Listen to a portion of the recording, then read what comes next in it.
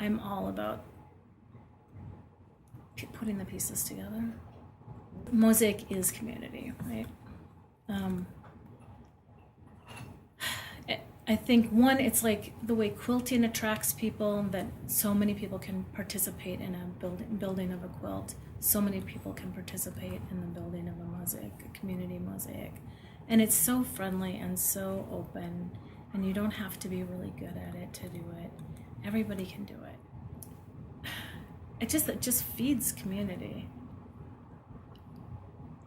I don't know, the metaphor of mosaic fills so many different areas. I used it initially being multiracial, but myself was a mosaic. My whole family is a mosaic. There's so many different cultures within my family. And it's also a healing art form.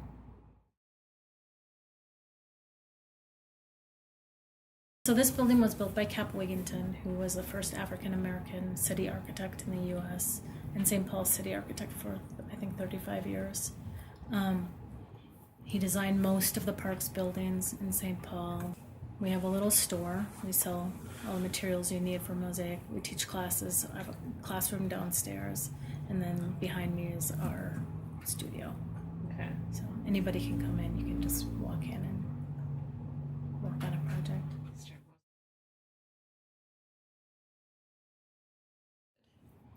I got started when I was in graduate school. I was a bead artist at that point, and I was doing little teeny tiny seed beads, building forms and then covering them in seed beads, life-size forms in seed beads. So it was really slow, really labor-intensive, and also beads are expensive. So I was running out of money. And I was losing my eyesight because I was spending all my time focused right in here in this little space, and then I'd look up and I couldn't see. And so I decided, I think I need to do something that's a little faster, a little bigger. And I went to the library at school and found this book about this guy in Los Angeles who built Watts Tower. It's just this amazing piece of art. And I thought, I think that's what I'm supposed to be doing. And then I just went back to, started dumpster diving and collecting things and breaking them, and yeah, that's how I started. So you have to break stuff to make mosaics? Well, I did that. I didn't have tools, okay. So I broke stuff. Yeah. Okay. Oh, that one is about my divorce, I believe. And a lot of other things. That was a really great piece. It only took me 2 days to do it, but I didn't sleep. I was just working nonstop. I was constantly thinking about it.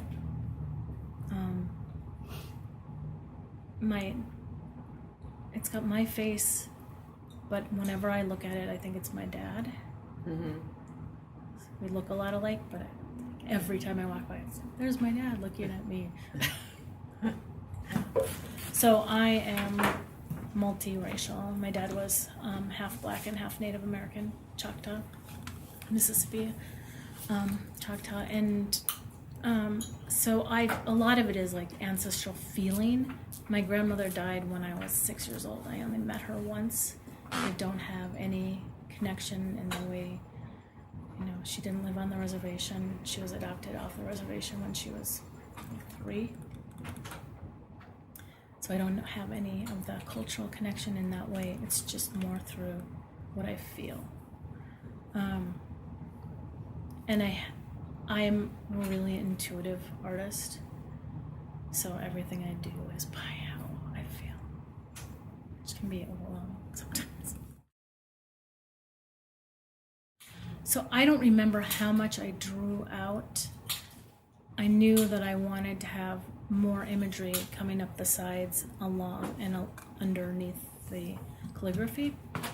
And that part I didn't plan. That part I just let once I got to the language, okay, this is what I feel like is supposed to be here. I do a lot of research, so I'm constantly looking at books, and still old books and not the internet. There are flowers in the mosaic that very much look like native beadwork. Can you tell us a little bit about those? That was definitely a plan. And even though it's not my tribe, we live here in Minnesota, and I felt it was really important that they be represented here. I know Natchez uses them a lot in her work, and I always feel a little bit like, I'm sorry, doesn't belong to me, but I feel like I'm being respectful. I really loved making that piece. I really loved it. It was one of my favorite pieces to do. So I hope that you feel the love that I put into it for everyone. My motto is big love for you, and I think that I try and put that in all the work that I do.